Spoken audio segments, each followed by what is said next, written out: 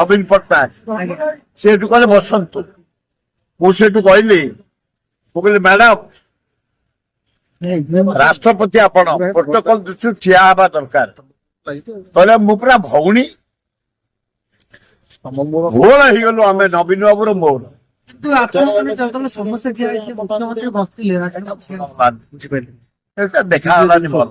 ସେ ସମାଜକୁ ଘୃଣା ନବୀନ ପଟ୍ଟନାୟକ ଭଳି ଅସୁସ୍ଥ ବ୍ୟକ୍ତି ଉଠିଲେ ନା, ଏଟା ଉଚିତ ହେଲାନି। ସେଟା ଗୋଟେ ବିରାଟ ମିଷ୍ଟେକ୍।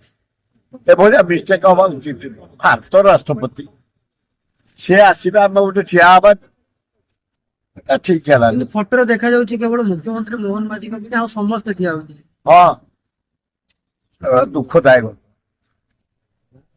କାହିଁକି ସେ କାହିଁକି ମୁଖ୍ୟମନ୍ତ୍ରୀ ଟିକେ ହସ ନାହିଁ?